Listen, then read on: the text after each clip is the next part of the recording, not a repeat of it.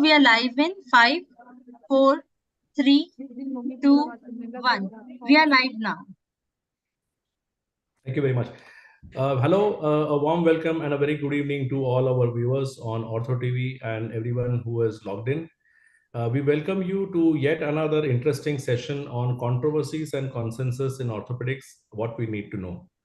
This is a series of webinars and online meetings that we have been conducting over the last few months under the guidance of Dr. Subhramanya Mohanty and with my colleagues, Dr. Swapnil Keny and Dr. Deepak Gautam. Here, we intend to bring out certain contentious issues in orthopedics and something that challenges us in our day-to-day practice, something that is there in the journals, and some practical take-home messages that we can use and action in our practice. Today, we'll be focusing on arthroscopy, pediatric orthopedics, and trauma. And we have got a very eminent panel of young orthopedic surgeons who will be presenting their challenging cases which they have encountered and managed. And to take us through the cases and give us a counter view or to initiate a very good discussion, we have got a faculty of senior members who would be sort of interacting with us and bringing out some good teaching points and take-home messages throughout these cases. To start the proceedings, I would like to invite our chairperson and our the brain mastermind and the brain behind it, our dear Dr. Subhramanya Mohanty. Thank you, Ashish. Good evening and greetings from Mumbai, and welcome to the second, session of controversy and consensus in orthopedics. And this is the second session, which is focusing on case discussion pertaining to certain subspecialties of orthopedics. And the first session was, entirely on from the masters about the controversy and consensus on different aspects.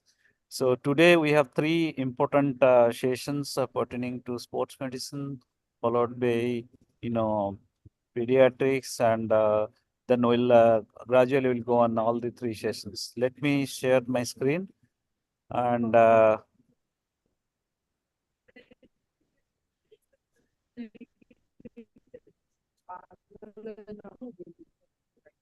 so our on arthroscopy, and our presenter today is Dr. Soumyadip Dutta. He's associate professor in JIMS, Kolkata, and consultant arthroscopic surgeon in Charnock Hospital, Kolkata. He's the academic secretary of CAS, convener of AOTS, executive committee member and scientific convener of the West Bengal Orthopedic Association, and editorial member of West Bengal Orthopedic Association Journal. Thank you, Dr. Soumyadip, joining today.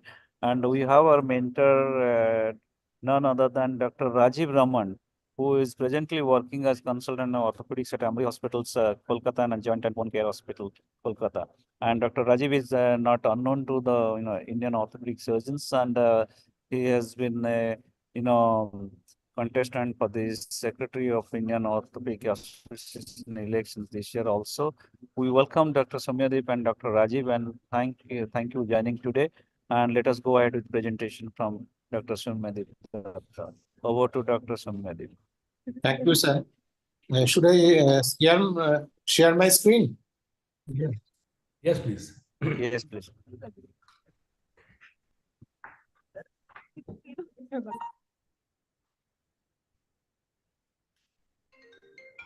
Is my screen visible? Yes, yes. Make it in presentation mode.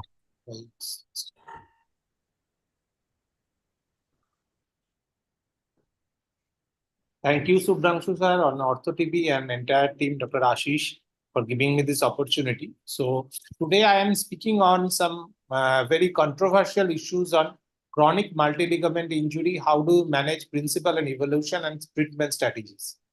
So first of all, the most important thing that chronic multi-ligament injury doesn't always present with instability. It may sometimes present with deformity, or sometimes it's present with stiffness. So three different scenarios we have to be ready for chronic multi-ligament, not only instability, but also stiffness and deformity. And three different things are entirely different ballgame, and management protocol is entirely different, coming in contrary to the common instability scenario we encounter. So first is the stiffness. Sometimes what happens, the patient comes with a stiffness. The main purpose of the initial treatment is to get the knee the normal range of motion. That can be done by an arthrolysis. If you are an arthroscopy surgeon, if you can do it with your arthroscopy, that is the best thing. But if you are not able to do it, you can do it in open adhesional lysis. You remove all the debris tissue, most probably in the suprapatellar joint and intra-articular part, and then start aggressive rehab. And then after that, you go for the ligament reconstruction in the second phase. So another presentation is like deformity. Sometimes the patient present with a deformity or a varus valgus deformity. So this deformity presentation, like this case, is a 30-year-old male. He has a 6 weeks old injury. He has his intact neurovascular structure distally. So how do you proceed the case? The first investigation we have to do in this case is an CT angio, because you have to see that the patient having an intact arterial circulation distal to the knee joint. If it is there, so you have to first counsel the patient that any time during the surgery, patient may have some kind of vascular injury, and you have to keep in your vascular friend in a OR or nearby. So if anything happens, so he can manage this. After checking everything, so after 3 weeks, 6 weeks is done, there is no chance of closed reduction. You have to go for open. You use a standard open parapatellar approach like your TKR approach. Your main aim is to get your tibia back in position. Your PCL jig is a very good device to release the tissues from your posterior structures. And then you use some K-wires to hold it. You can keep those K-wires and maintain this reduction with an Ilizarov, or you can use an external fixator. You can use a hinge for 3 to 4 weeks and then start mobilizing. So this is a scenario how you can manage. This is another case, same kind of case, old fracture, old dislocation of the knee, open and reduced with an external fixation.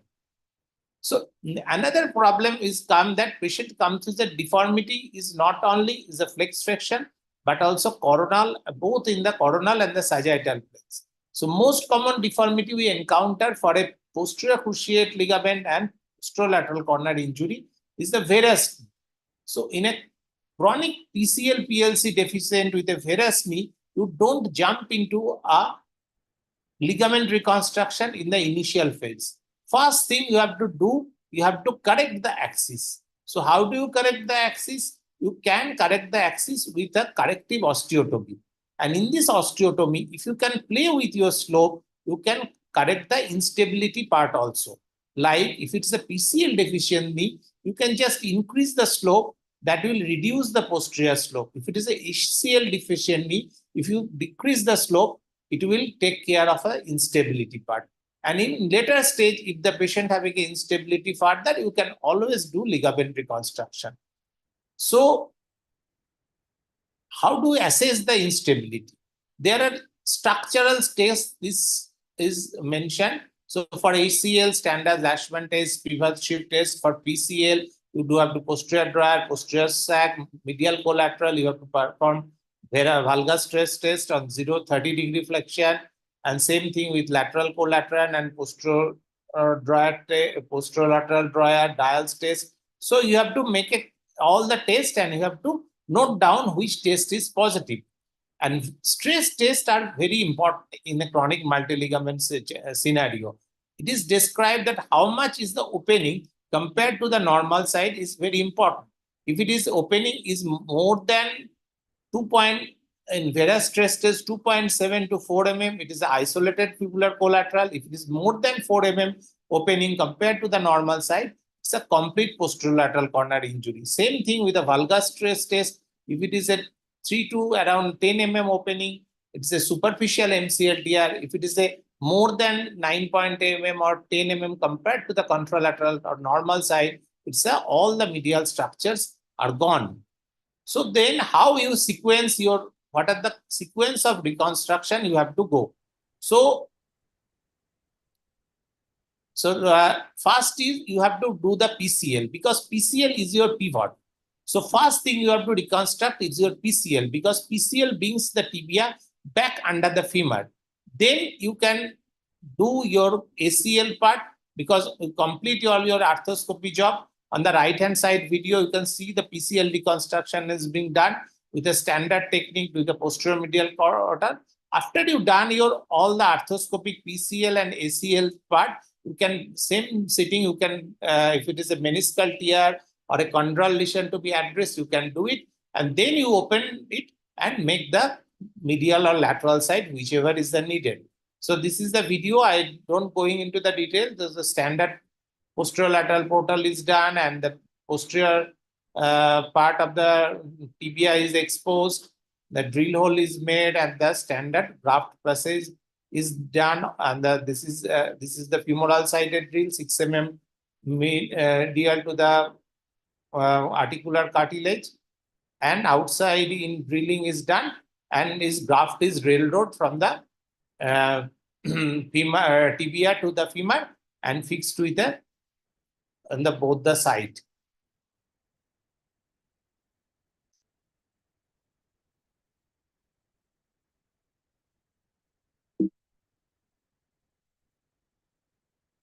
So now the question comes with the multi-ligament is the tunnel convergence and the position.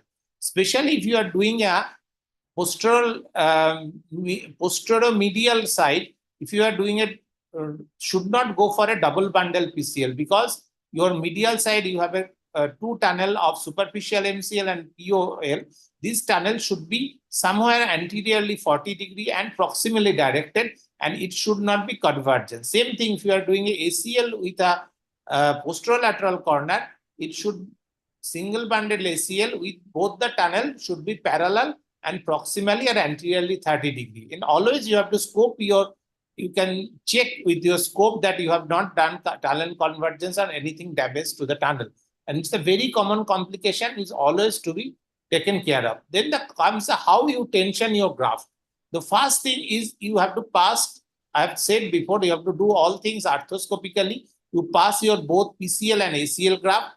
You fix PCL both on the femoral and the tibial side first, and then you fix your PLC posterolateral graft, and then you tension your ACL, and then you fix it, and then you come to the superficial MCL and the posterior oblique ligament.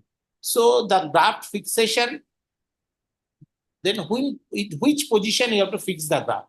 The PCL should be fixed in a 90 degree of knee flexion, PLC in a 30 degree of valgus stress, and ACL should be 30 degree neutral rotation, and superficial MCL in 30 degree of Vera stress test, and POL is in full extension. So these are the sequences you have to fix your graft. So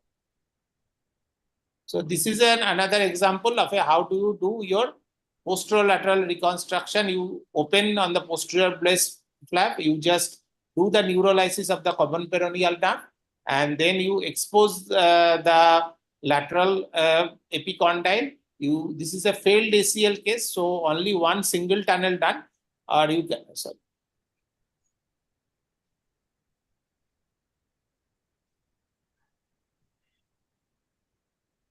So there are only single tunnel done, a peroneal graft is taken, and this tunnel is made from the tibia, from anterior to posterior, and a fibular tunnel is also taken. And this 3 tunnel done, one is the tibia, one is the fibula, and one is the femur. And then the graft is first fixed in the femur, and then graft is passed from the fibula and then to the tibia, and finally this graft is fixed tibia anteriorly. So in a nutshell, the chronic multi-ligament injury, this is a beautiful paper by Dinshaw sir. I request all of you to go through this paper before you do a chronic multi-ligament injury. So if it is a chronic tear, no limb alignment, everything is normal, you do a multi-ligament reconstruction. You can always do a single stage or a staged procedure. If it is a malaligned knee, don't jump for a ligament reconstruction. Correct the alignment. Play with your slope according to the ligament damaged ACL or PCL. And then second stage, if the patient demands, you can go with a ligament reconstruction. If it's an unreduced knee dislocation, open reduction is the answer. And then you maintain the reduction. If second stage, if the patient's demand needed, you can always go for ligament reconstruction in the later. Thank you all. So we'll go for, I'll stop share my slide. I will go for discussion. I mean, you can, sir, you can keep your slides on so that if there's some points need to be highlighted. Okay. Yes. I will share my slide. Yes, Keep please, it sir. sharing, Soumyadip. So we'll start Okay. discussion. Okay. Excellent talk, Soumyadip. So from a general orthopedic surgeon's point of view, I would just like to start with a 6-week old. So can you just highlight in what circumstances are these dislocations neglected, or why do these patients present with such chronically neglected or irreduced knees? This is very common, especially in a rural part. The patient probably go to some bone setter kind of thing. They do some jodi booties or like that. Then they come. Okay, so this is a patient who has stays in a very rural place, and then when he come to a tertiary care hospital, always the 6 weeks has been passed. They do not understand the grave the scenario properly.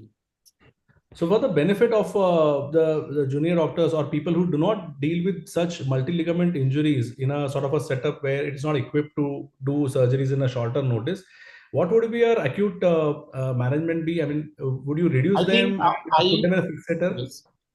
So first thing I will tell them to you do the X-ray. If it is tibia is not under the femur, there is some kind of subluxation is there. Your lateral view is very important.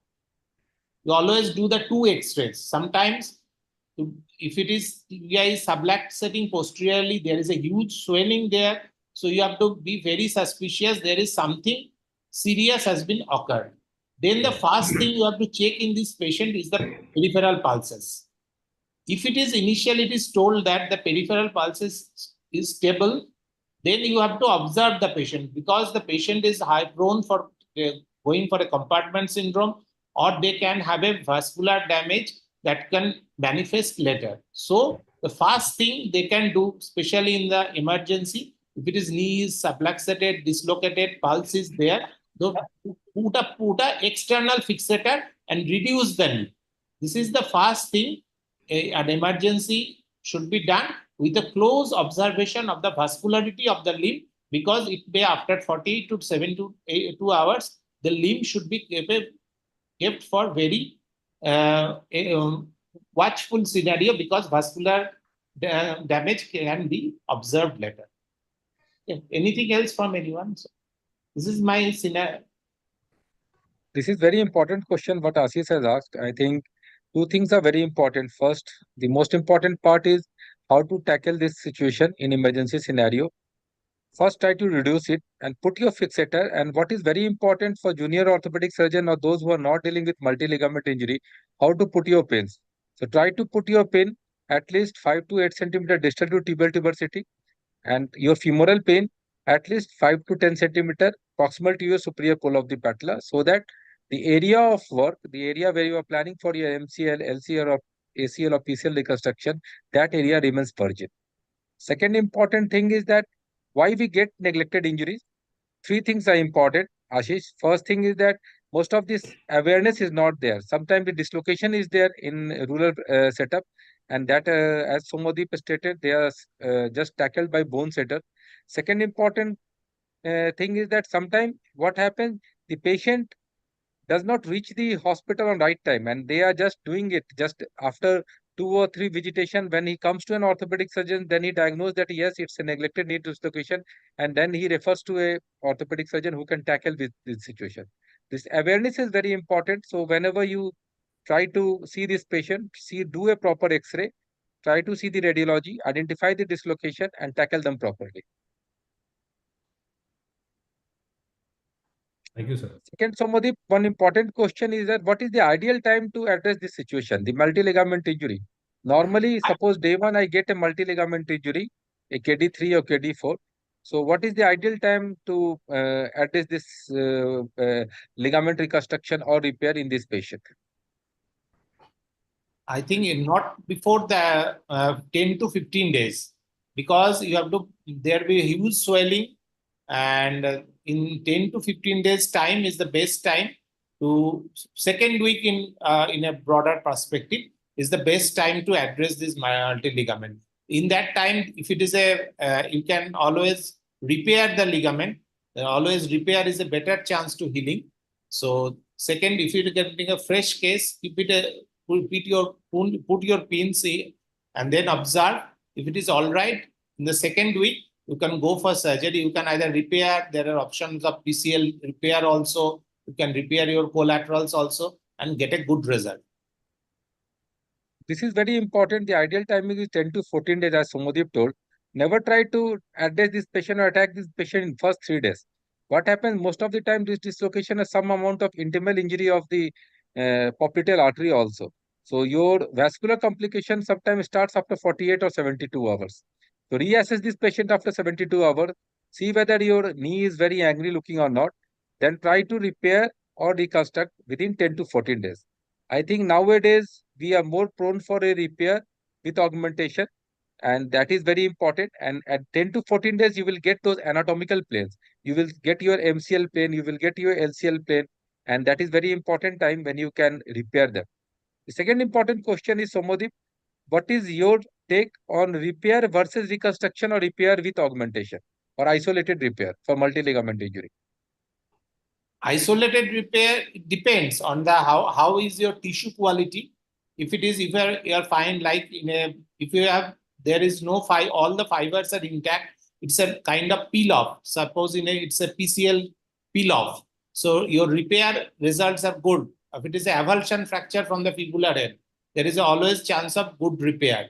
But if it is an intrasubstance tear, then you have to augment the repair with some graft, whatever graft you have available, like Semiti, Gracilis, Peroneus, whatever you have in your option. So this is the scenario. But you have to keep ready in your ward. You have to keep ready with your augmentation, with all your suture anchors, all your graft. You have to be in a multi-ligament when you are doing surgery. You are always be ready. And better, you can always do a 2-stage. If you are not confident, you have to not manage the things under one tourniquet time. Do the PCL fast and then go for the collaterals later, like that. There is no harm in it. There is no shame in it, because it's a standard procedure. And can I ask, I mean, there are when we trained, there was this extra-articular repair, and the thought that, do an extra-articular repair acutely and then reconstruction, you can do it later on. Is that still hold true, or we have moved on from that? You are saying that you have to do collateral first and then going intra-articular later?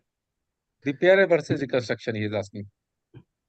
Repair, okay. Yes, you can do, no problem, depending on, suppose if it's a fibular collateral fracture with the from the fibular head, or it's a avulsion kind of fracture, you can do your collateral first and then come back and do the PCL letter or ACL letter stage. It's very true. It has to be case to case. It has to be individualized depending upon the merit of the patient and what patient you are dealing with. So Ashish, just extending my answer to the Soumyadip answer. So all avulsion try to repair. They have a very good result. If you see repair versus reconstruction, return back to sports and failure rates are more with isolated repair. So now we have moved from repair with augmentation. And most of the time it's a biological augmentation. So when you are repairing a MCL, augment it with your gracilis or a Semiti tendon. LCL also repair and augment it. And it should be a biological augmentation. Sometimes people are using a synthetic material, also fiber tape or the some non-absorbable suture, augment that repair. If you see the reconstruction failure, it's quite less. Again, collateral versus cruciate, there are two school of thoughts. Either you can do collateral first, rehab, get your range of motion, and then you can plan your cruciate.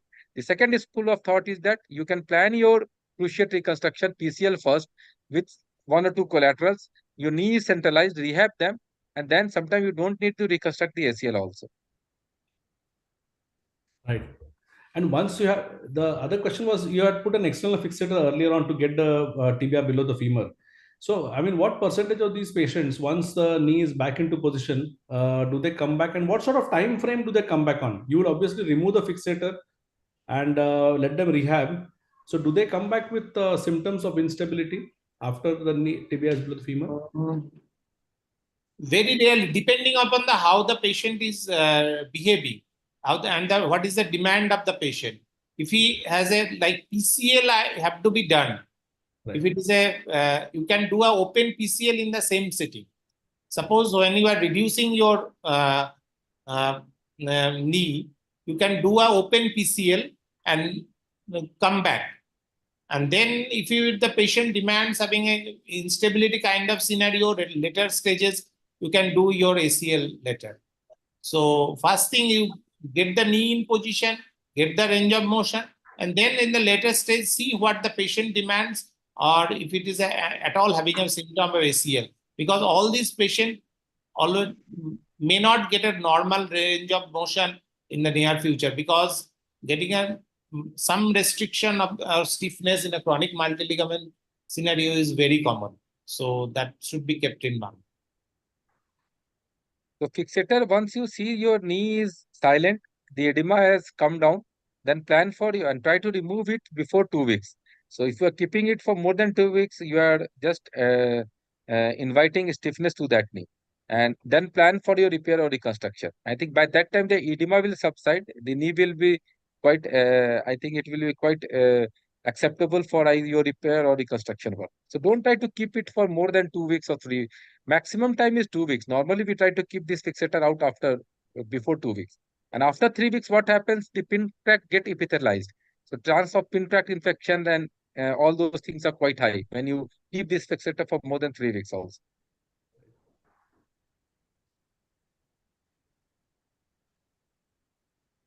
Excellent.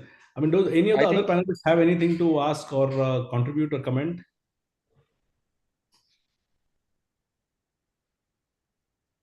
Yeah, that was an excellent presentation actually, Soumyadip. And Okay. that gave a lot of insights into the multi-ligamentous injury. And the problem is even the,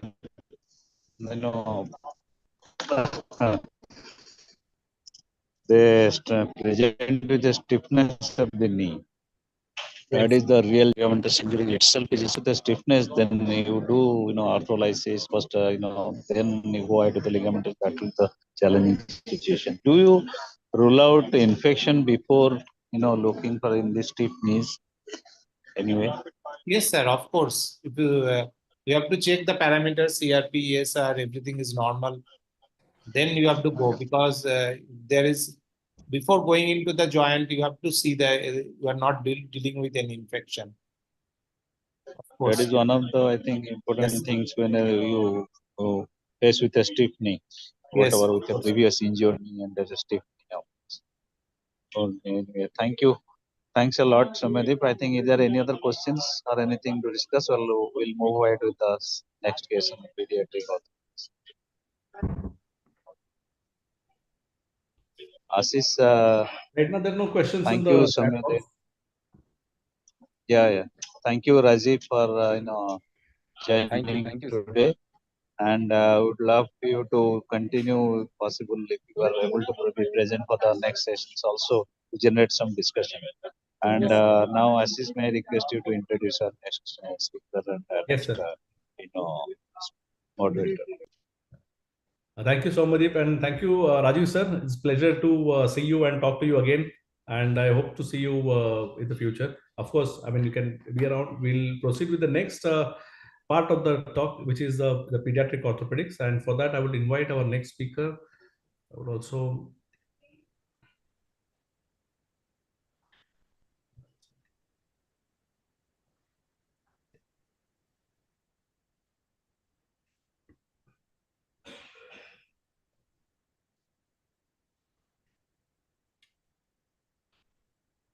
The PPT named one, sir. Yeah.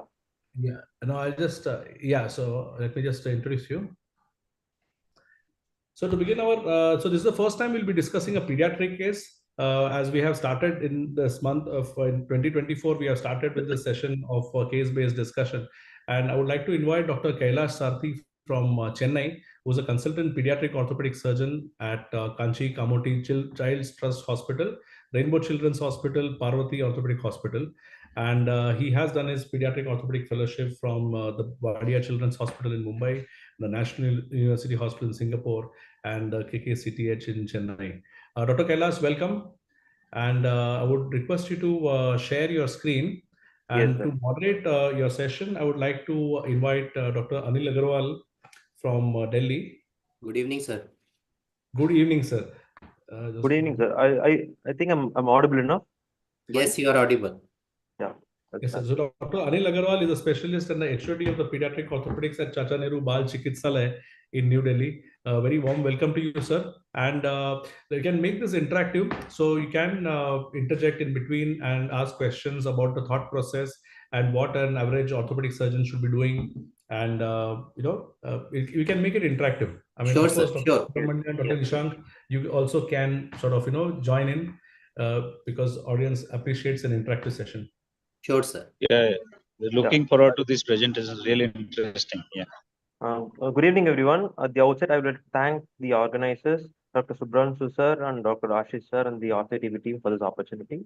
I'm going to talk on the controversies and concerns underlying one of the most difficult topics in orthopedic literature, especially in children, that is the working ischemic contracture, because of the fact that it is not only very rare, but it's very, very difficult to treat from the surgeon's point of view, and the results are not always always suboptimal. And finally, the literature is not that good with the consensus. There is no specific literature consensus on workman VIC. So whenever Kailash, can you make it full screen, please? Yeah, full screen. Yes. Go to the slideshow. Slideshow. I made a slideshow. Just a minute. Just click on the slides. Is it okay? No? No, not yet. No. New share. Just a moment. Right lower corner, just click on. Abhi? Now it's there. Yeah. So whenever we see these kind of X-rays and case coming at midnight, for a general orthopedic surgeon, and more, even if it's a very highly experienced orthopedic surgeon, it gives chills under the spine. So what are the problems which we can anticipate, like whether there will be good vascularity, whether associated nerve injuries, whether the fracture could be irreducible or reducible, and finally, how to prevent a compartment syndrome or a VIC. And the latter, which is the compartment syndrome or the VIC, is one of the most devastating things which we can have, because the results are always suboptimal, how much ever try we do. So in this talk, I would like to divide into two parts. The first part will be the preventive aspects in terms of VIC. And in the second part, I will deal about the management, the controversies underlying the management of a VIC. All these two with the help of an interesting case presentation. So this is an 8-year-old girl who presented to our OPD with a deformity at the elbow, the wrist, and the hand for the past 2 years, the significant restriction of her activity of daily living. She had a history of trauma 2.5 years back, and this was her presentation. So we can see here there's a significant scarring. The forearm is completely atrophied. The deformities, the hand, the wrist, and the elbow. We can also see some scarring along the forearm, and we can see the fasciotomy wound in the proximal forearm. So with the background, this is a video presentation, how she presented with a significant restriction in her activity of daily living. So this child had a type 3 displaced supracondylar fracture, which is a posterolateral displacement, and was managed by a closed reduction and a KY fixation in a peripheral hospital. And this was the immediate postoperative picture. And the child had developed ischemia and compartment syndrome. On day 4, the fasciotomy was done and a revision surgery post CT angiogram. And we can see clearly, first point is this wire almost at the skin on the anteromedial aspect, which indirectly says there could be some kind of a neurovascular injury, maybe could be iatrogenic post-surgery. Now, this is a revision X-rays, and the child went on to heal with respect to the bone, but what happened to the soft tissues? child had developed a moderate to severe VIC with a significant restriction of the hand and forearm function. So coming on to the sequence of events, to think about where we missed, where the golden hour was missed, the child presented on day 0. Within 5 hours post-injury, the close reduction and paining was done. But there was increasing in pain and analgesic requirement as told by the parents for the next 12 hours post-surgery, but it was not recognized because it was a tertiary peripheral hospital. No one was there to attend the next 6 to 12 hours except for the surgeon, and there was a delay and observation was done and prolonged analgesia. Analgesia was pumped up to the child. Child was still apprehensive until day 3, wherein there was child developed a severe edema in the forearm. The limb slowly became cold and there was poor. And this was at this point of time, the surgeon thought it was a dire emergency, recognized the compartment syndrome and referred immediately. But there was a delay of almost 3 days, and from here, the tertiary care hospital was almost 300 kilometers. So they had to travel far, and on day 4, a CT angio was done immediately. The brachial artery was punctured by the wire, was repaired, and a fasciotomy was done with a fracture fixation. This was a sequence of events. So looking back to the day 1, so where could have been intervened? The first point is when the child had an increasing in pain and increasing requirement of analgesia, it is a one important sign of impending compartment syndrome. At this point of time, we could have intervened, say for example, by removing the wires, and we could have reassessed the child and waited. And the next point where I want to stress here is on day 2 or 3, when there was a severe edema in the forearm and limb was almost in the ischemic time, then emergent fasciotomy even could have reduced the intensity of the VIC. And this is the second place where we could have intervened to prevent a full-blown moderate to severe work with ischemic contracture in this child. So coming on to the consensus regarding the prevention, first point I want to stress is very important to recognize early and revise it early, because children, it's not always the 5 P's that we see in adults. It always 3 A's as we suggest. It's first is apprehension, anxiety, and increasing in requirement of analgesia. All 3 are very, very important to recognize an impending compartment syndrome or to prevent a VIC in a small child. Second point is, even if it's a delay, an early fasciotomy could always help. Even if we have an early fasciotomy, a mild VIC can be easily treated when compared to a full-blown VIC. And third point is, whenever we see these kind of displaced supracondylar fractures with doubtful vascularity, always keep these children inpatient for minimum period of 2 days of 48 hours to verify whether the child is developing an impending compartment syndrome or we could intervene at any point of time. So, sir, Anil, sir. Kailash, I would like to add one point here. For the young graduates and our young surgeons, okay, you said that doing a fasciotomy up to 2-3 days is advisable, but we have been told whenever the compartment is tight, you should go for fasciotomy.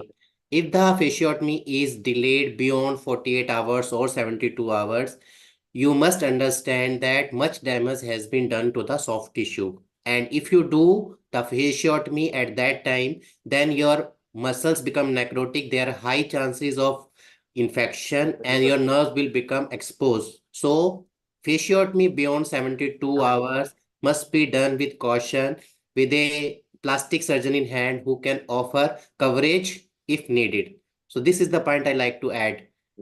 So In early stages, fasciotomy is helpful, definitely, no doubt, and you should go for it. Beyond 72 hours, fasciotomy will do little help. So that's why I stress that we want to do an early fasciotomy. In that particular kid, maybe we could have intervened on day 2. Maybe we could have reduced the intensity of the ischemia to the muscles or muscle damage. That's what retrospectively we can think about it. Yes. Yes, sir. Anything to be added in this, sir? No, please proceed. Yeah, I will proceed. So coming on to this case scenario, coming on to the management. So what are the problems? First, we have to list one by one. The bony problems is the child had an hyperextended elbow, forearm was fixed almost 20 degree of pronation. These are 2 things which are very mild, but the problem is there was significant restriction of the fine movements of the hand, wrist, fingers, stiffness, the severe atrophy of the forearm muscle, especially the superficial as well as the deep muscles. And the thenar muscles, hypothenar, both have become completely atrophic because of the time duration of more than 2 years. So we have the diagnosis of a VIC of a moderate to severe variety. So we went to the literature to see the available options. We had, as early as in the 19th century, it was described by Max So I Page. would like to just add here that some of because VIC is not a common condition, so some of us are not aware what we mean by moderate severity. So grossly, the severity is graded into mild, moderate, severe, and in mild variety only the flexor digitorum profundus is involved.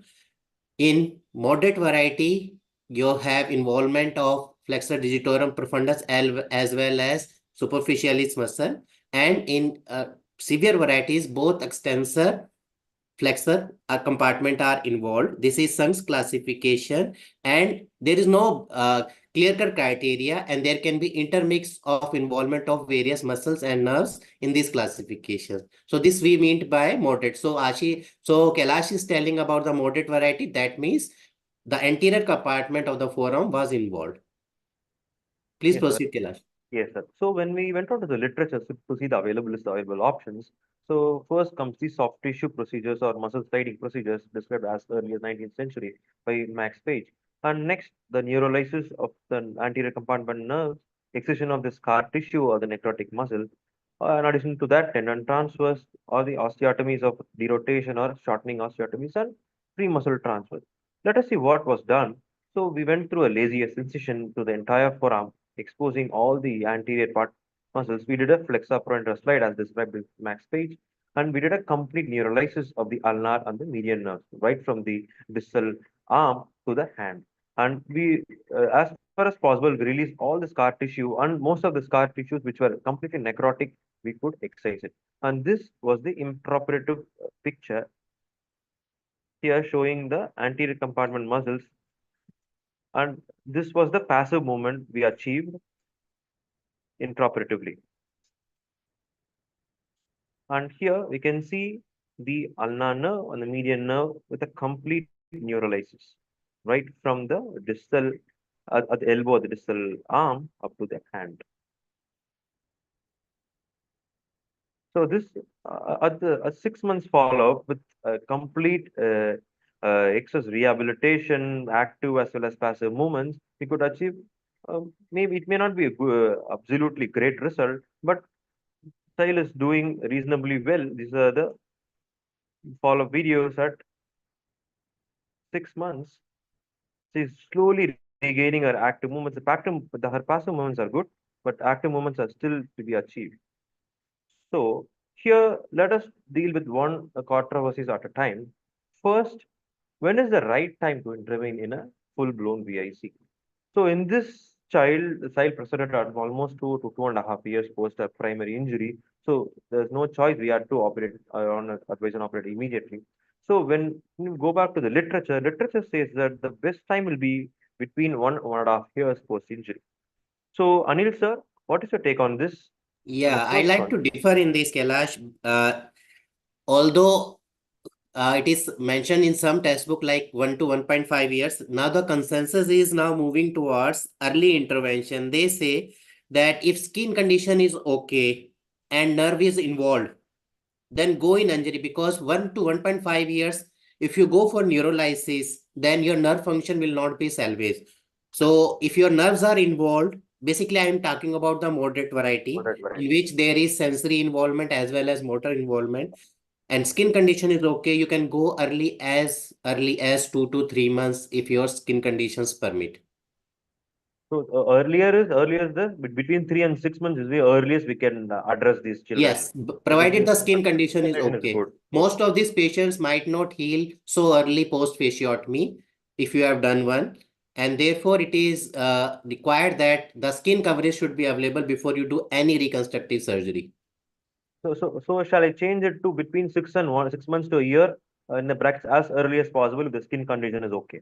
Yes. So the first intervention. Yes. So we move on to the next question. So what surgery, whether it is a soft tissue surgery which is more preferable, or a bony surgery in the form of shortening osteotomies of both radius and the ulna, or whether we do it in a single stage or in multiple stages. So in this child, we had to do the soft tissue surgeries, muscle slide, and a complete neurolysis at one stage.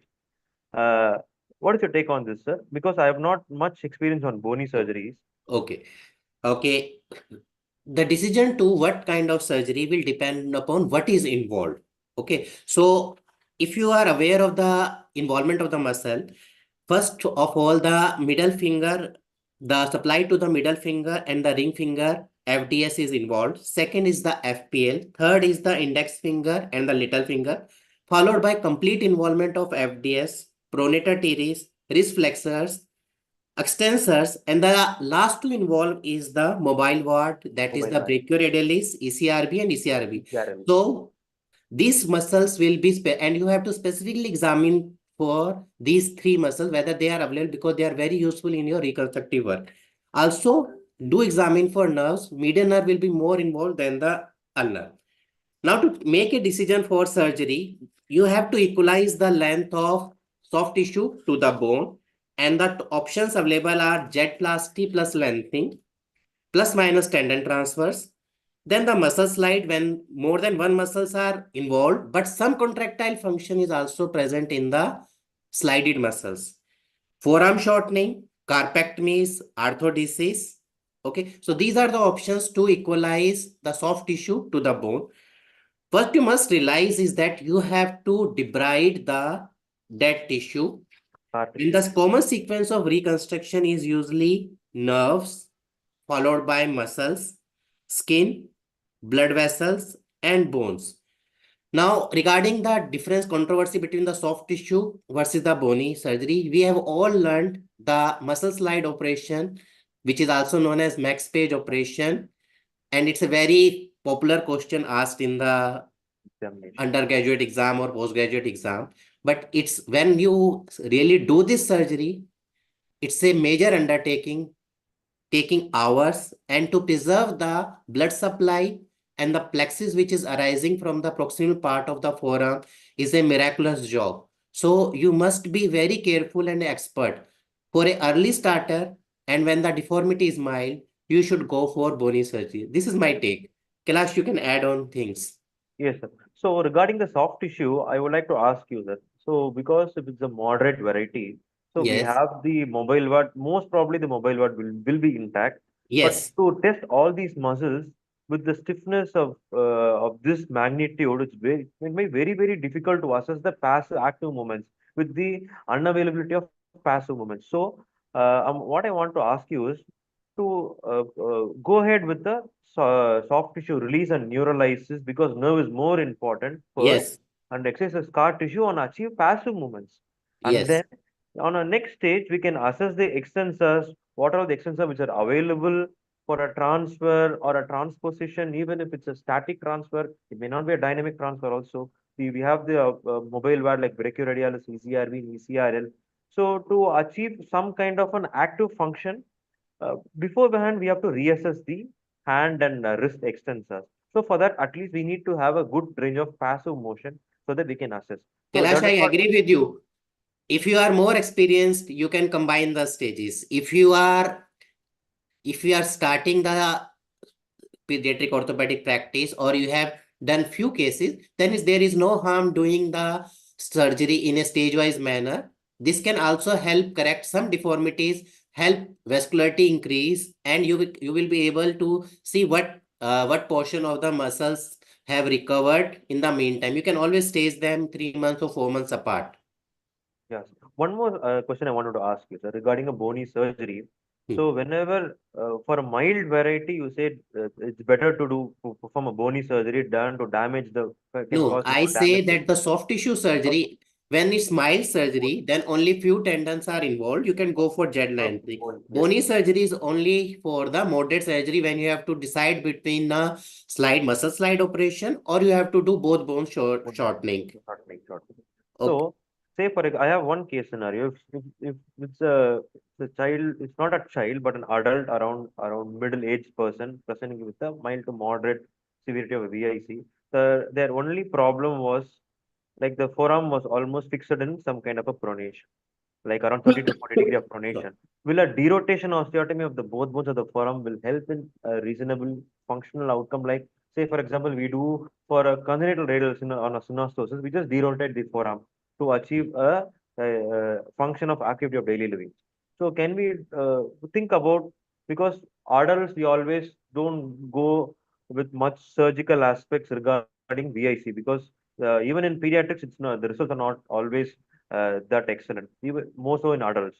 So can we? Kailash, try to understand in this type of cases, in radioulnar synostosis, we do derotation because we understand that the joint is not going to form. There is primary deformity in the joint. In cases of VIC, the forearm rotations were present before the injury and the joint was there. So you must assess whether the pronation deformity is because of soft tissue contracture or the joint has altogether become damaged because of the VIC. If the joint has become damaged, you can proceed like the derotation surgery. If the joint is preserved, then probably soft tissue release will help you restore the range of motion. Okay, sure. So as we discussed, sir, details in the sequence of plan of management regarding VIC. So later in future, the what I told before, we assess the function, the passive movements, and we assess what are the tendons which can be transferred or functional in these children, and go for a later tendon transfer to improve the functional aspects of these children. So thank you. Okay, I will just like to add one thing. When you talk of tendon transfers, always look for the mobile word. And in general circumstances, the ECRB or ECRL, whatever is available, is transferred to the flexor group, and the brachioradialis is transferred to the restoration of the thumb function. When doing the free muscle transfer, we have generally two options which are used. It is the gracilis graft and the latissimus dorsi graft. Somebody might ask in the exam. So for common knowledge, it's the gracilis is the free muscle transfer of the gracilis muscle or the latissimus dorsi muscle. Thank you. Yes, sir. Thank you so much.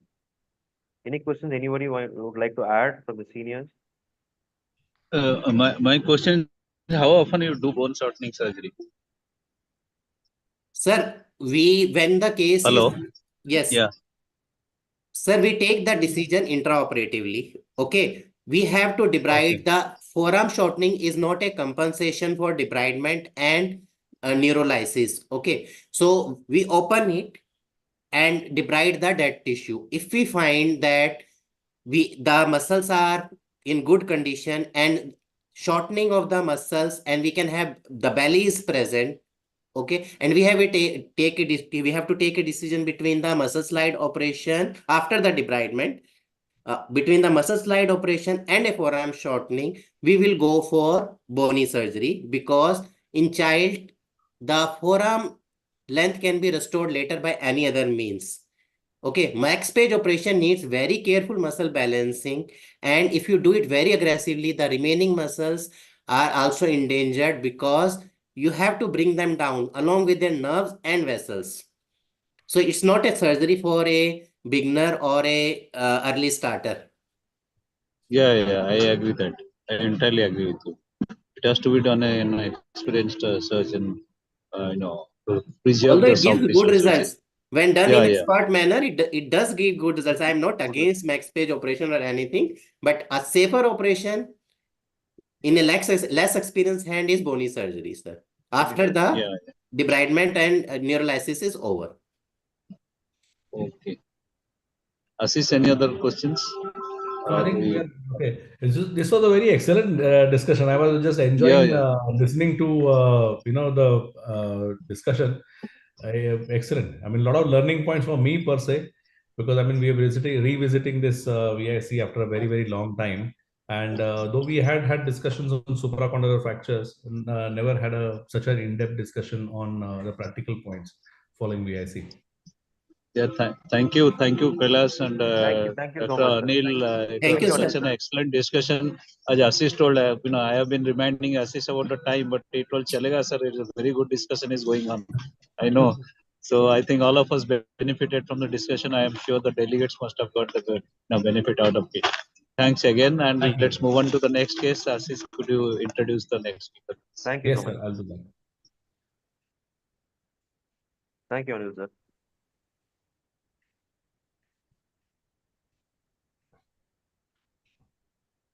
So we proceed with our next case, and I would like to invite Dr. Subhramanya Gandhi, and who is joining us. And he's a consultant in Lizarao and a limb reconstruction surgeon from Chennai. Dr. Subhramanya, welcome, and who has done his fellowship in trauma and in Lizarao from with Dr. Vasudevan from Palakkad for a year. And he is also an Assami fellow, and he's got an Assami India International Fellowships as well. So he is an assistant professor at the Sri Balaji Medical College and Hospital at Chennai, and specializes in limb reconstruction in Chennai and surroundings. Welcome, Dr. Subramanyam. And to Thank you so much, sir. just a moment, I will. And to sort of, the expert panelist on our session for the trauma is Dr. Nishank Mehta, joining us from the All India Institute of Medical Sciences, New Delhi, who works there as an assistant professor, who's been a traveling fellow of the ASSI and has also been a traveling fellow of the Delhi Orthopaedic Association. He has got a Young Investigator awardee from the ISSL, International Society for Study of the Lumbar Spine. Dr. Nishank, a warm welcome to you, sir. And Thank you, sir. Hearing from you for a very fruitful discussion and an interesting case. Dr. Subramanya, if you can share your screen. Yes, sir.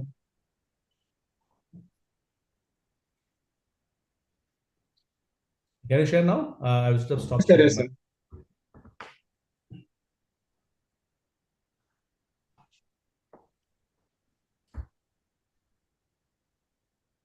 We can see your screen. You can just go to the full screen. Yes, sir. Is it in full screen, sir? Yes, it's Yes. visible. So, thank you to OrthoTV for giving me this opportunity, sir, especially Ashish sir and Deepak Gautam sir and Swapnil sir and Mrs. Mohanty sir. So, and a warm welcome to everybody. So, today my topic is on trauma.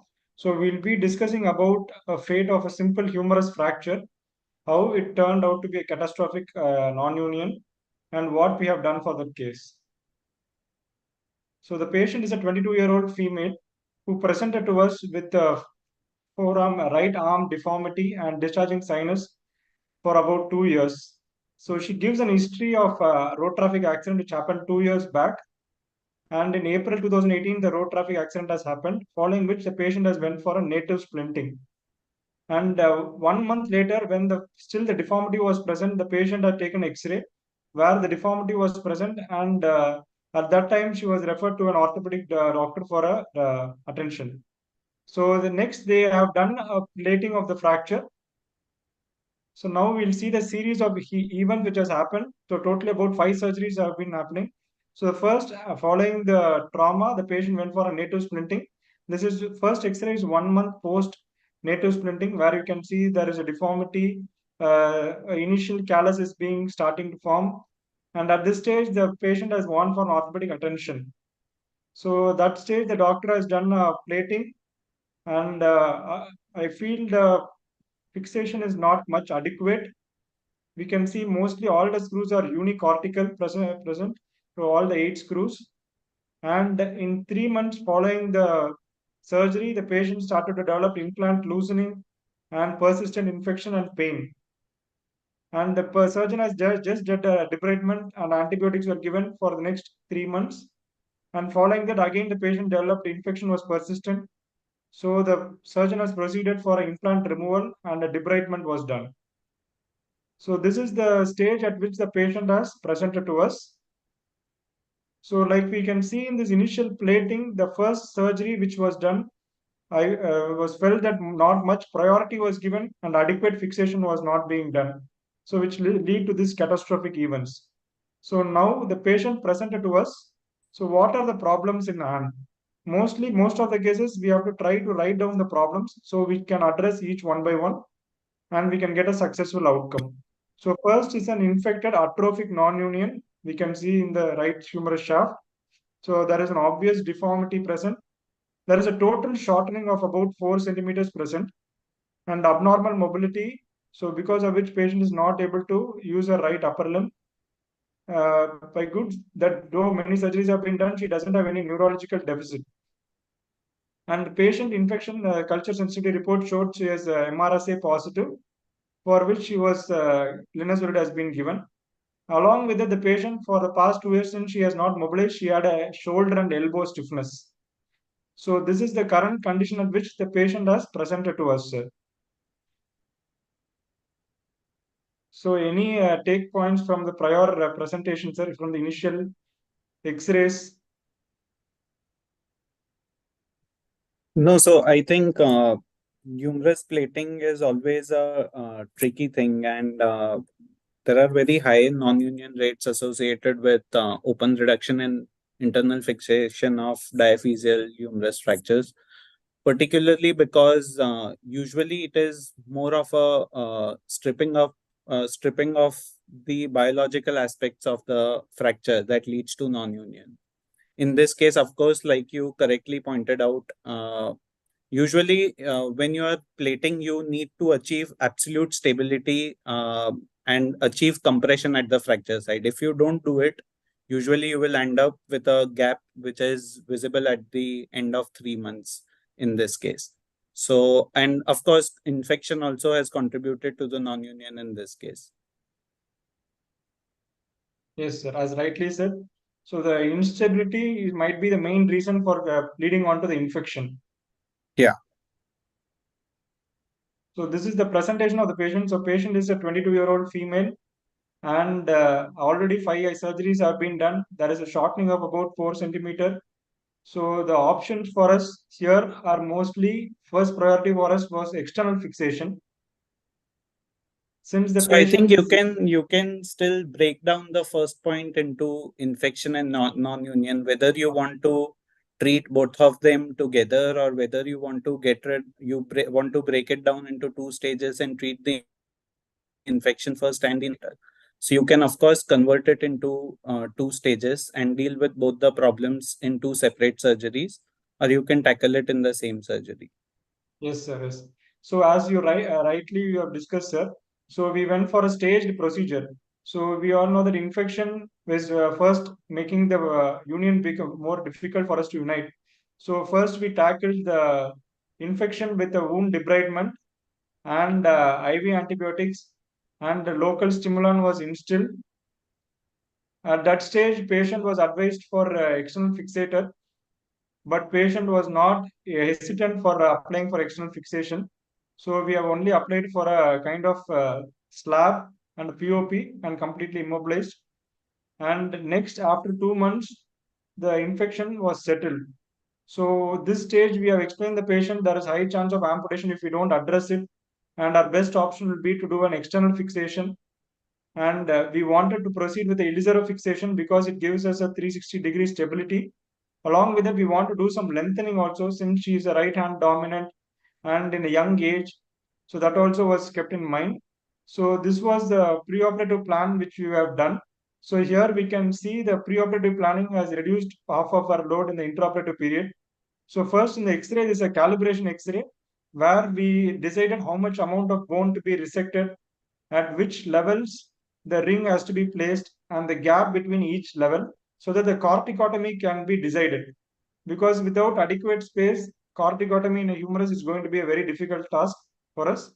And we definitely wanted 2 rings for stability for the fragment.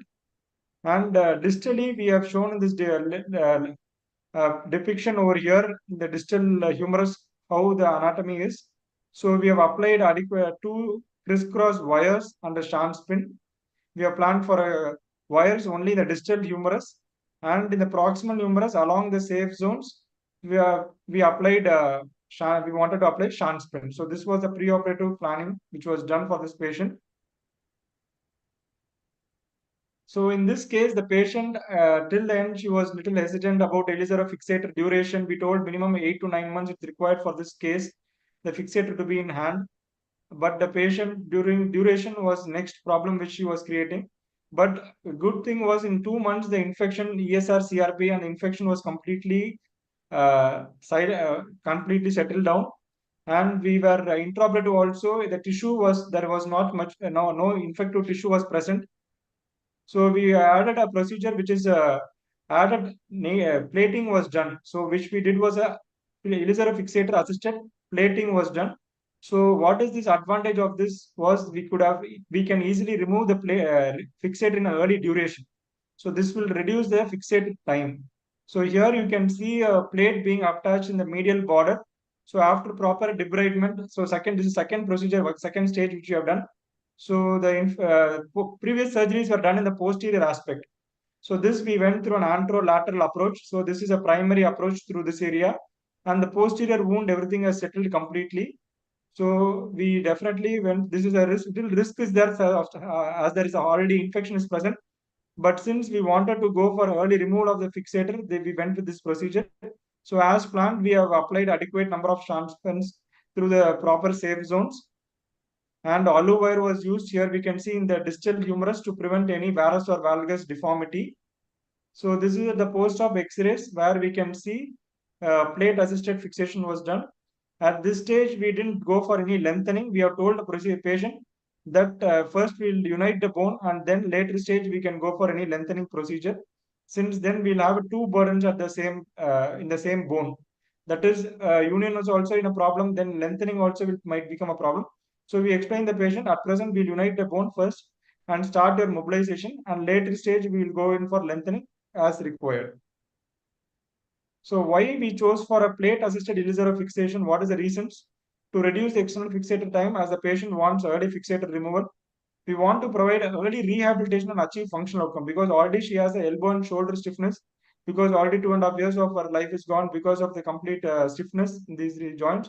So reducing the fixator will help us in early rehabilitation also. And we explained the patient about the limb lengthening procedure, but she didn't go for the procedure as it might take a little longer duration of fixation. So 3 months post the surgery, we were able to see a good callus formation, and the difference over here, you can see the non-union side, which where you can see the gap over here. In 3 months, since the patient was also young and a good debridement was done, the fracture started to unite well. And patient was started doing already movements of the shoulder and elbow movements. Since the fixator is there with good stability, we were confident, and we started doing initially passive mobilization, then active mobilization. So this is the X-ray at 4 months. At 4th month, since we removed the frame as we were confident about the fractured union. So at about 2 years post plate fixation, the patient wanted us to remove even the plate also. So she didn't have any problem, but we didn't want to take any chances since the fracture is united. So this is the current range of movement of the patient. So she is having a completely normal range of movements of the entire humerus of the shoulder joint, elbow.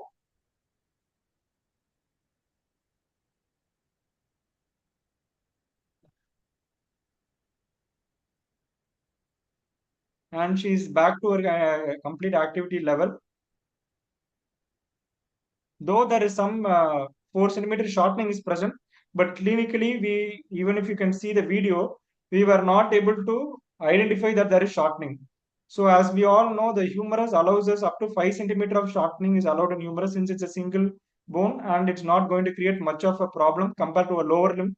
So we also didn't more specify for her to go for a lengthening procedure as she was already lost, we can tell, around 3 to 4 years of her precious time and duration. So she was happy about the outcome, and we didn't want to go for an extra surgery. So the take-home points from this case would be first will be preoperative planning. What the preoperative planning, that is a 2-stage procedure and adequate preoperative counseling, and we were very sure that we have to go for only external fixation. We didn't compromise our surgery because the patient didn't want external fixation. So that we were still. So try to do virtually the operation since this is a very complicated case of humerus Elizarov application. Multiple times, what are the options available so that you can prevent so that we don't miss any steps intraoperatively and we make less mistakes without risking the patient's time and for the better outcome of the surgery. So always try to get from this simple humerus fracture, what we day to day see these fractures, try to give the priority at the first time. So that we can prevent the following catastrophe. The external fixation as much, reduce the external fixation duration as much as possible, but without compromising the stability and the biology of the construct. So I'd like to thank the patient and my mentors for teaching me skill.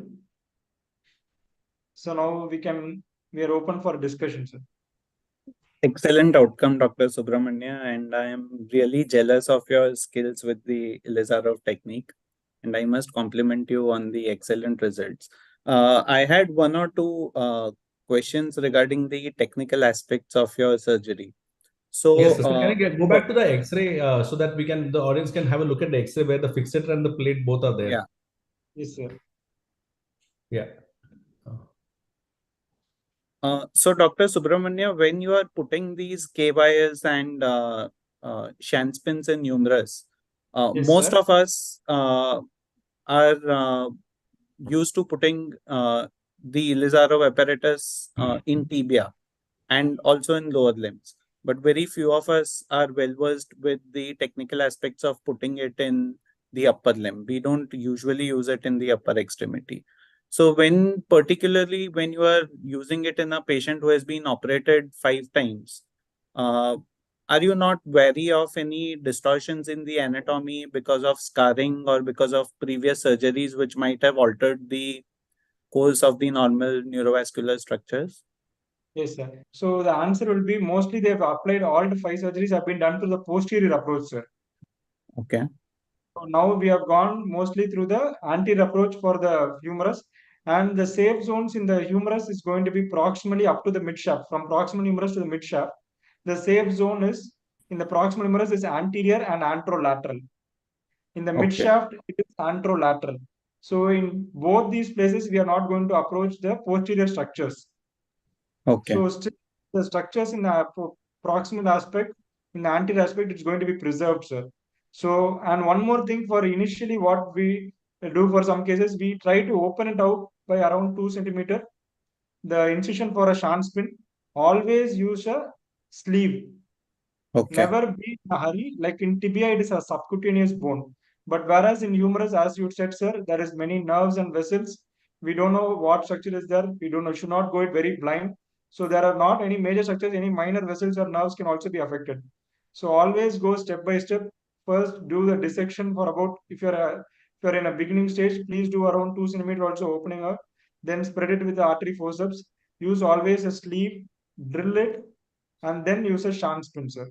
So there are the proper systemic for standard protocols to be followed. And in the distal humerus, as you can see here, so I've shown the picture depiction over here, sir. I've drawn in the distal humerus where to apply the wires. So here also the posteromedial structure that the ulnar nerve is going to be a problem. Like how we pass for the supracondylar fractures, the medial K wire.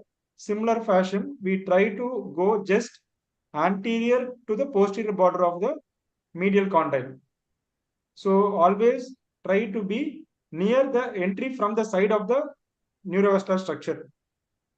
Right. So the entry from that side so that we make a less margin error. So the exit is going to be from posteromedial or just medial to anterolateral for the first wire. So that is going to be the reference wire. And the second wire, as you can see, the arrow mark also have been applied. So second wire will be from the anteromedial to posterolateral. Okay. Right. So these 2 wires are going to be, once you apply this posteromedial wire, the other times the nerves are not going to be very close to the wires. Okay. By God's grace, since we went for anterior approach, we didn't have much difficulty. But when the approach is going to be posterior and when the approach is going to be anterolateral already, definitely like you told, entire anatomy is going to be a deranged. Right. The second thing is when you are dealing with an atrophic non-union and with the Elizarov technique, very often the bone unites without callus formation. It will unite by direct osteonal healing. And sometimes you see a lingering fracture line for quite a few months, maybe even 8 or 9 months down the road, you will still see a nagging fracture line. And Yes, with this kind of a metal hardware coming in way of your X-rays, how do you ascertain radiographic union, and when are you sure of removing the Ilizarov apparatus? Of course, in this case, you also had a plate. So you were Yes, more sir. comfortable removing the Ilizarov apparatus because you knew that the plate was still there. But if you Correct. were only using the Ilizarov apparatus, how comfortable would you be with that nagging fracture line to remove So that normally, apparatus and avoid a refracture? thank you, sir. So even in this case, sir, after the surgery, after the implant is removed, we have given a functional brace for the humerus for 3 months. Okay. So normally, most of the surgeries, I try to do a bracing. So for legs, for tibia, I try to do a PTP brace for next 6 weeks after the implant removal. And next, whenever walking, I try to ask the patient to make a brace, which should be minimum for a period of 3 to 6 months. So as you told, there is a chance of refracture rate. When we are not confident about the fracture, I definitely ask the patient to wear the braces.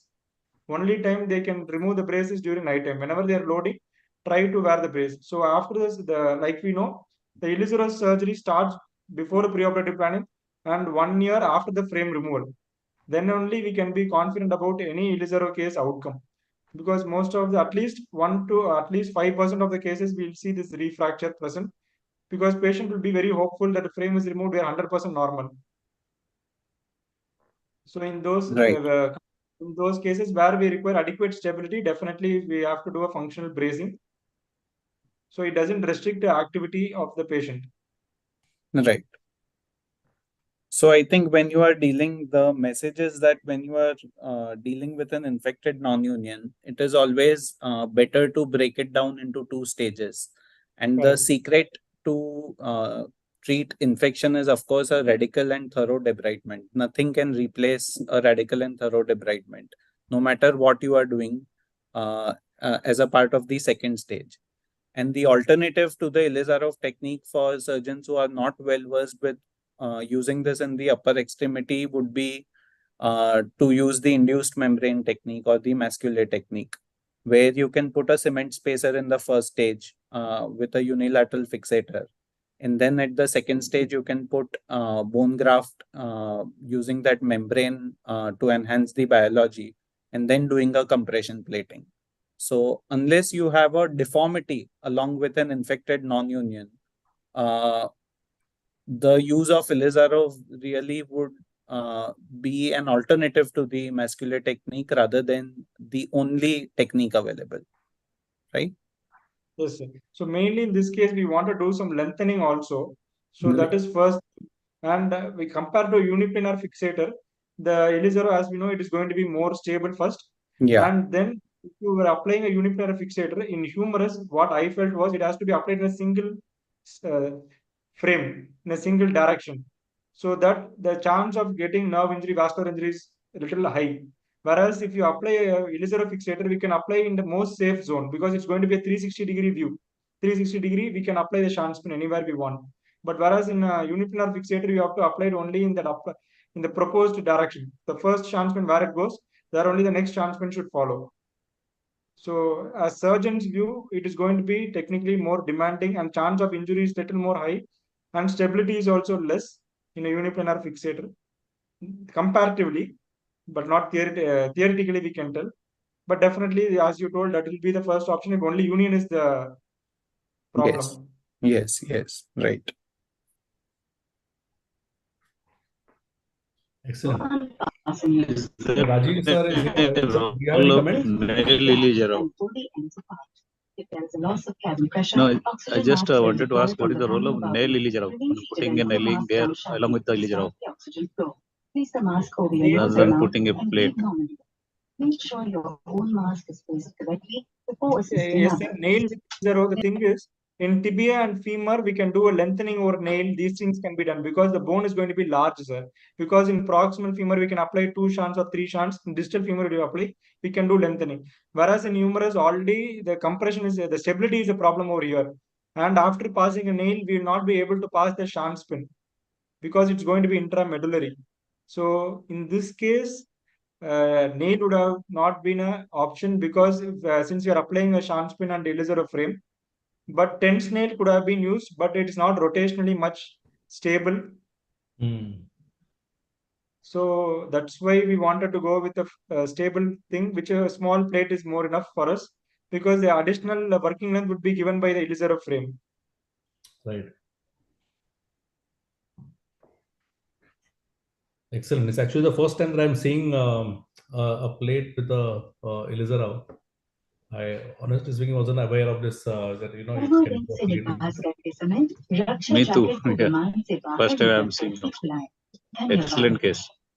Dr. Subhramanya. Located in a pouch under your seat or next to your seat. Rajeev sir, you have any comment? Event of a water evacuation. No, I think this is a unique way of doing it. So aligning the bone is very important. So people used to align with the intramedullary rod also, but I think for upper limb, since and when you are planning for lengthening, you can align with a rod. But when you are planning for not planning for lengthening, I think plate device has been used for tibia also. Reduce it and put your laser on frame, and gradually you can. So what is your say on removal of this plate? When do you remove these plates? But do you need to remove this plate? Yes, sir. Like a normal plate, we try to remove it by 2 years, sir. Because more than 2 years, there is a chance of infection. Already many times infected was, so we still didn't want to take some chances also.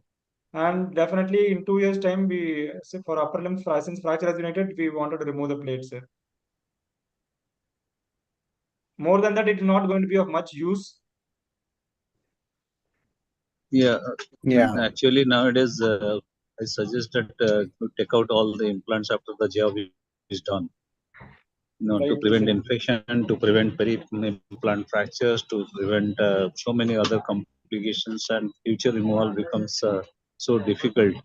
As you are seeing more and more cases of difficulty in taking out the implant while doing a revision surgery or any other surgery.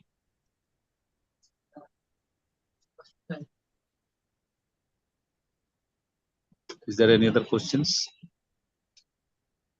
No, I think we are quite okay on the chat as well. I mean, they went come later on. Excellent. I think we are also running short of time. It's been a good 1.5 hours worth of discussion today's day. So I think if there are no other comments, then we can call it a day. Yeah, Ashish, I think we thank all the speakers and moderators. We can give the concluding remarks and then close the session. Thank you very much to all our speakers and all our mentors today. Thank you very much for taking out time on this on a weekday in the evening. And of course, this is there on OrthoTV. They would keep on sort of posting it, and we do get a lot of views. A lot of our residents here who are doing the postgraduate program, they do visit this as and when they get. And whenever we meet them, they give us our feedbacks. So based on this, we have decided to move it from didactic lectures to this a single presenter followed by an expert in the field. And this has been the second session, and it has been really, really wonderful. I mean, a lot of things I could learn. So I would like to thank Dr. Soumyadip Dutta, Dr. Rajeev Raman for being with us. Thank you very much, sir. Dr. Kailash Sarathy and Dr. Anil Agrawal, who had to leave very early. But still they could make their time and be with us to enlighten about those cases. And finally, Dr. Subhramanya Gandhi and Dr. Nishank Mehta, thank you very much to come at a very short notice and be with us today. And we look forward to having more cases with you, or maybe in a different role as we go on evolving, that we will sort of keep reinventing this series that we are doing. Thank you very much. My gratitude to Dr. Mohanty sir, who has sort of entrusted me and Deepak with these liaising and conducting these sessions. And finally, I would like to thank Dr. Neeraj, Bijlani, Ashok, Shyam from OrthoTV, and Rishi from OrthoTV and Poonam from OrthoTV to help us with organizing and broadcasting this on OrthoTV. Thank you very much. Have a good night, and we'll see you soon in a couple of weeks' time. Good night. Good night. Thank you, Ashish. Thank you, Subhramanya sir. Thank you. Good night. My flight has just rolled back. Yes. Okay, sir. Just Happy perfect journey. time. Thank you so much, sir. Good night. Thank you. Happy and safe journey.